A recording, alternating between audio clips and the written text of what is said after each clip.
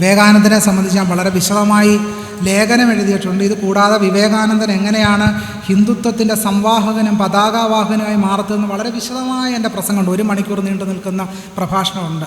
അതൊന്ന് യൂട്യൂബിലൊന്ന് സെർച്ച് ചെയ്താൽ കിട്ടും. വിവേകാനന്ദൻ പ്രതിവിപ്ലവം, വിവേകാനന്ദൻ്റെ പ്രതിവിപ്ലവം എന്ന് പറഞ്ഞുകൊണ്ട് തന്നെ എൻ്റെ ലേഖനമുണ്ട്, പ്രസംഗമുണ്ട്. തന്നെയല്ല, ഇന്നത്തെ ഇവിടുത്തെ ആലോചനാ വിഷയം വിവേകാനന്ദനെ അല്ല, പ്രാരംഭഘട്ടത്തിൽ എങ്ങനെയാണ് ഹിന്ദു എന്ന് പറയുന്ന ഒരു പദം നിർമ്മിക്കപ്പെട്ടത്, അത് മതാത്മകമായൊരു സത്തയായി മാറിത്തീർന്നത് എന്ന് പറയുന്ന അടിസ്ഥാന ഒരു പ്രാരംഭ അന്വേഷണം നടത്തുക മാത്രമാണ് ഇവിടെ ചെയ്യുന്നത്. നമ്മൾ ഇവിടെ പറഞ്ഞ ഈ വിഷയം വളരെ പ്രധാനമാണ്. ഇന്ന് കാണുന്ന രീതിയിലുള്ള ഹിന്ദു മതത്തെ, ഇപ്പം യുണൈറ്റഡ് സ്റ്റേറ്റിൽ 1940-ലും 60-ലും 20-ലും ഒക്കെ തന്നെ എന്തുകൊണ്ടാണ് ഈ ആളുകളെ ഹിന്ദു എന്ന് വിളിക്കാൻ പ്രധാനപ്പെട്ട കാരണം? അത് വിവേകാനന്ദൻ്റെ സാന്നിധ്യമായിരുന്നു, വിവേകാനന്ദൻ്റെ അവിടുത്തെ പ്രചാരണങ്ങളായിരുന്നു ഇതെന്ന് ഓഡ്രി ട്രുഷ്കി അവരുടെ ഹിസ്റ്ററി ഓഫ് ഹിന്ദുയിസം എന്ന് പറയുന്ന ഹിന്ദുമതത്തിൻ്റെ പദത്തെ സംബന്ധിച്ച് ചരിത്രം ചർച്ച ചെയ്യുന്ന ഘട്ടത്തിൽ ആ പ്രബന്ധത്തിൽ വിവേകാനന്ദൻ എങ്ങനെയാണ് യുണൈറ്റഡ് സ്റ്റേറ്റ്സിൽ ഈ സൗത്ത് ഏഷ്യയിലെ മുഴുവൻ ആളുകളെ ഹിന്ദുവായി സ്ഥാനപ്പെടുത്തുന്നതിൽ വിവേകാനന്ദൻ ഒരു നിർണായക ശക്തിയായി മാറിയത് എന്ന് അന്വേഷിക്കുന്നുണ്ട്. സഹോദരൻ ഇപ്പം വളരെ നേരത്തെ തന്നെ പറയുന്നുണ്ടല്ലോ, സ്വാമി വിവേകാനന്ദൻ അമേരിക്കയിൽ പോയി ജാതി വ്യവസ്ഥയ്ക്ക് വാർണിഷിട്ട് കാണിക്കുകയായിരുന്നു എന്ന് വളരെ വ്യക്തമായി പറയുന്നുണ്ട്. തന്നെയല്ല, അദ്ദേഹം ഒരു ആര്യൻവാദക്കാരനായിരുന്നു, ചാതുർവർണ്ണ്യവാദിയായിരുന്നു. ശങ്കരാചാര്യരെ ഉദ്ധരിച്ചുകൊണ്ട് സാക്ഷാൽ ശ്രീകൃഷ്ണ ഭഗവാൻ അവതരിച്ചത് ജാതി വ്യവസ്ഥയെ നിലനിർത്താനും സംരക്ഷിക്കാനുമാണ് എന്ന് പറയുന്നത് വളരെ ശരിയാണ് എന്ന് വളരെ വ്യക്തമായിട്ട് പറയുന്നുണ്ട്. ഇതൊക്കെ ഞാൻ എൻ്റെ ലേഖനത്തിൽ ഹിന്ദുത്വ ഇന്ത്യ എന്ന് പറയുന്ന എൻ്റെ പുസ്തകത്തിൽ വളരെ വിശദമായ ലേഖനം എനിക്ക് സംബന്ധിച്ചുകൊണ്ട് പ്രഭാഷണങ്ങളുണ്ട്, യൂട്യൂബിൽ നോക്കിയാൽ മതി. ഇതിന് തുടർന്ന് വരുന്ന 18-19 നൂറ്റാണ്ടുകളിൽ ഇതങ്ങനെയാണ് ഈ പരിവർത്തനം, ഹിന്ദു എന്ന് പറയുന്ന പദവും അതൊരു മതാത്മക സത്തയായി മാറിയത് എന്നുള്ളൊരു തുടരന്വേഷണമാണ്. ആ ഘട്ടത്തിലായിരിക്കും ഗാന്ധി, തിലകൻ, അതുപോലെ വിവേകാനന്ദൻ എന്നൊക്കെ. പിന്നെ ഇവിടെ ഒരു പരാമർശിച്ചൊരു കാര്യത്തോട് ഒരു ചരിത്രപരമായ ക്ലാരിറ്റി വരേണ്ടതായിട്ടുണ്ട്. നവോത്ഥാന നായകർ എന്ന് ഞാൻ പറഞ്ഞിട്ടില്ല. രാജാറാം മോഹൻ റോയ് ഞാൻ നവോത്ഥാന നായകനായി അവതരിപ്പിച്ചിട്ടേ ഇല്ല. വിവേകാനന്ദനെ നവോത്ഥാന നായകനെന്ന് ഞാൻ പറഞ്ഞിട്ടില്ല.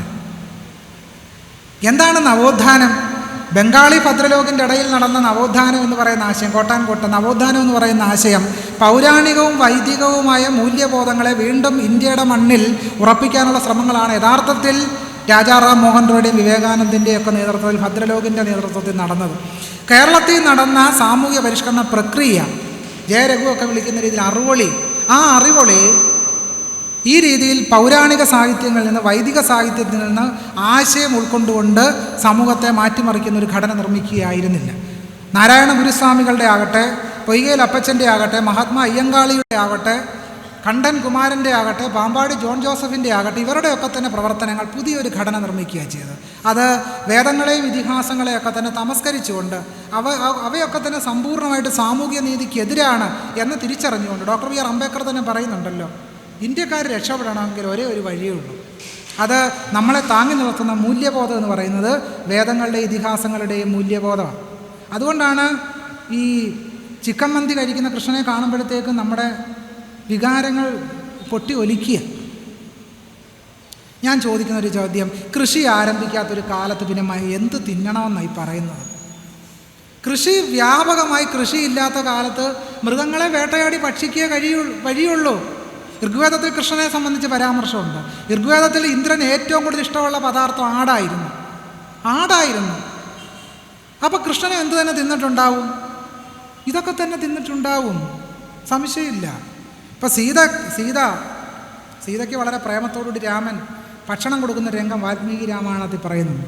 സീതാ മാംസേന ഛന്തയൻ, സീതയെ മാംസം കൊടുത്ത് സന്തോഷിപ്പിച്ചു. കാരണം ഇന്നായിരുന്നെങ്കിൽ കാമുകയ്ക്ക് ഒരു ചോക്ലേറ്റ് വാങ്ങിച്ചു കൊടുക്കാം, മഞ്ച് വാങ്ങിച്ചു കൊടുക്കാം, ഐഫോൺ വാങ്ങിച്ചു കൊടുക്കാം. രാമന് അതിനൊന്നും നിവൃത്തി ഉണ്ടായിരുന്നില്ല. അതുകൊണ്ട് സീതാ മാംസേന ഛന്തയൻ, സീതയെ മാംസം നൽകി രാമൻ സന്തോഷിപ്പിച്ചു എന്ന് വാൽമീകി രാമായണം പറയും. ഭരദ്വാജൻ്റെ ആശ്രമത്തിൽ ഭരതൻ വരുമ്പോൾ ഭരദ്വാജൻ സൽക്കരിക്കുന്നത് ചായ കൊടുത്തല്ല, കാരണം അന്ന് തേയില കണ്ടുപിടിച്ചിട്ടില്ല. കാപ്പി കുടിത്തില്ല, കാരണം അന്ന് കാപ്പിപ്പൊടിയില്ല. നാരങ്ങ വെള്ളം കലക്കി കൊടുക്കാൻ നാരങ്ങയില്ല. ഇനി ഉണ്ടെങ്കിൽ തന്നെ നാരങ്ങ പറിക്കാൻ ചെല്ലുമ്പോഴത്തേക്കും അത് കിളി കൊത്തിയിരിക്കും, അല്ലെങ്കിൽ മറ്റാരെങ്കിലും എടുത്തുകൊണ്ട് പോയിരിക്കും. രാമായണ സീരിയലിൽ മാത്രമേ ആപ്പിൾ കുറഞ്ഞും തട്ടത്തിയിരിക്കുന്ന കാണത്തുള്ളൂ. മുഗളന്മാർ വന്നതിന് ശേഷമാണ് വിപുലമായ ആപ്പിൾ കൃഷിയൊക്കെ ആരംഭിക്കുന്നത്.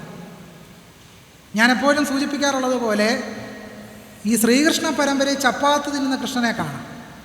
ഗോതമ്പ് കൃഷി വിപുലമായി ആരംഭിക്കാതെ എങ്ങനെ ചപ്പാത്തി ഉണ്ടാക്കും? അപ്പോൾ ഇങ്ങനെയാണ് കുഴിമന്തി തിന്നുന്ന, ചിക്കൻ കാല് തിന്നുന്ന കൃഷ്ണനെ കാണുമ്പോൾ നമ്മൾ വിജൃംഭിച്ച് പോകുന്നതിന് കാരണം, അന്ന് പിന്നെ സാമ്പാർ കഴിക്കണമെന്നാണോ നിങ്ങൾ വിചാരിക്കുന്നത്? അന്ന് അച്ചടിയും പച്ചടിയും കഴിക്കണമെന്നാണോ വിചാരിക്കുന്നത്? ഒന്നുമില്ല. അങ്ങനെ കഴിക്കാനുള്ള യാതൊരു കൃഷിയും സംവിധാനവും അന്നില്ല. അന്ന് ഇതൊക്കെ കഴിക്കാനുള്ളൂ. പോയി കോഴിയെ പിടിച്ചുകൊണ്ട് വരിക, പൊരിക്കുക, കഴിക്കുക, തീയിൽ ചുട്ടെടുത്ത് തിന്നുക. ഈസ്റ്റേണിൻ്റെ മസാലയാണോ മറ്റേതെങ്കിലും മസാലയാണോ എന്ന് അറിഞ്ഞുകൂടാ. പക്ഷേ ഇതേ നിവർത്തിയുള്ളൂ, വേറെ വഴിയില്ല.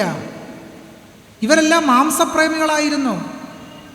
ഇപ്പോൾ ഒരു കൃത്രിമമായ ഒരു വെജിറ്റേറിയനിസം നിർമ്മിച്ചുകൊണ്ട് നമ്മുടെ ദൈവങ്ങളൊക്കെ അങ്ങ് സാമ്പാർ കഴിച്ചുകൊണ്ട് പച്ചടിയും കിച്ചടിയൊക്കെ കൂട്ടി ചോറുണ്ടുകൊണ്ടിരിക്കുകയായിരുന്നു എന്നൊരു മിഥ്യാധാരണ ആളുകളുടെ മനസ്സിലുണ്ട്. കാരണം ഈ രാമായണ സീരിയലുകളിലൂടെ, മഹാഭാരതം സീരിയലിലൂടെ സൃഷ്ടിക്കപ്പെട്ടൊരു ഇമേജ് ഉണ്ടല്ലോ, ആ ഇമേജിനകത്ത് നമുക്ക് തോന്നും ഈ മഹർഷി വെജിറ്റബിൾ സാലഡാണ് കഴിച്ചത് നമുക്ക് തോന്നും.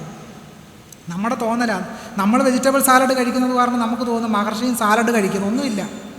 ഒന്നുമില്ല, അങ്ങനെ കഴിക്കാൻ കഴിയില്ല. അതിന് മാത്രം പച്ചക്കറി കൃഷി ഇല്ല. കൃഷി ആരംഭിക്കണ്ടേ? നിങ്ങൾ ഒരേ സമയത്ത് 5000 വർഷത്തെ ചരിത്രവും പറയുന്നു, അതേ സമയത്ത് തന്നെ ഈ പച്ചക്കറി കഴിക്കുന്നതിനെ പറ്റി പറയും. ഇത് രണ്ടും കൂടെ, ഈ ചരിത്രവും ഈ വസ്തുതയും എല്ലാം കൂടെ യോജിക്കുന്നൊരു കാര്യമല്ല എന്നുള്ളതാണ്. അതുകൊണ്ട് സംശയരഹിതമായിട്ടും കൃഷ്ണൻ എന്ത് കഴിച്ചിട്ടുണ്ട്? കൃഷ്ണൻ ചിക്കൻ മന്തി കഴിച്ചിട്ടുണ്ട്, അല്ലെങ്കിൽ കുഴിമന്തി കഴിച്ചിട്ടുണ്ട് എന്ന് നമുക്ക് പറയാൻ കഴിയും. ഒരു ഉദാഹരണം അതിലേക്ക് പറഞ്ഞ് തന്നെ സംഭാഷണം അവസാനിപ്പിക്കാം. ഈ സീത വനവാസത്തിനായിട്ട് രാമനുമായിട്ട് കാട്ടിലേക്ക് പോകുന്നൊരു സന്ദർഭമുണ്ട്. കാട്ടിലേക്ക് പോകുമ്പോൾ സീത ഗംഗാദേവിക്ക് ഒരു വഴിപാട് നേരുന്നുണ്ട്. ആ വഴിപാട് ഇങ്ങനെയാണ്: സുരാകട സഹസ്രേണ മാംസഭൂതൗതനേനച. അല്ലയോ ഗംഗയെ, ഞാൻ വനവാസം കഴിഞ്ഞ് തിരിച്ചെത്തി നിനക്ക് എന്ത് നൽകാം? സുരാകട സഹസ്രേണ, 1000 കുടം മദ്യം നൽകാം. പിന്നെയോ മാംസഭൂതൗതനേനച. മാംസം എന്ന് പറഞ്ഞാൽ ചോറെന്ന, മാംസം എന്ന് പറഞ്ഞാൽ മാംസം എന്ന് തന്നെ അർത്ഥം. ഓദനം എന്ന് പറഞ്ഞാൽ ചോറ്. ഇപ്പം മാംസോദനം എന്ന് പറഞ്ഞാൽ എന്താ അർത്ഥം? മാംസച്ചോറ് എന്നർത്ഥം. എന്താണ് മാംസച്ചോറ്? എന്താണ് മാംസച്ചോറ്? നല്ല ബസ്മതി റൈസ് മേടിച്ച് വേവിച്ച് അതിനകത്തേക്ക് മസാലയിൽ വറുത്ത് പൊരിച്ച ചിക്കനോ ബീഫോ ഇട്ടാൽ നമ്മളതിന് എന്ത് പേരിൽ വിളിക്കും? എന്ത് പേരിൽ വിളിക്കും? ഇവിടെ ആർക്ക് ശബ്ദമില്ലേ? പേടിയാണോ? അല്ല, ഞാൻ ഒറ്റയ്ക്ക് അറച്ചിലാകണ്ടെന്ന് വിചാരിച്ച ബിരിയാണി. അപ്പോൾ സീത എന്താണ് ഗംഗാദേവിക്ക് വഴിപാടായി നേർന്നത്? ബിരിയാണിയാണ്, കുഴിമന്തിയാണ്, സംശയമില്ല. ഇവരിതെല്ലാം കഴിച്ചിരുന്നവരാണ്. ആ ചരിത്ര യാഥാർത്ഥ്യത്തെ മറച്ചു വെച്ചുകൊണ്ട് നമ്മളൊരു പുതിയ വെജിറ്റേറിയനിസം സൃഷ്ടിക്കാനുള്ള ശ്രമം നടത്തുന്നു. അത് ചരിത്രവിരുദ്ധമാണ് എന്ന് പറയാതെ വയ്യ.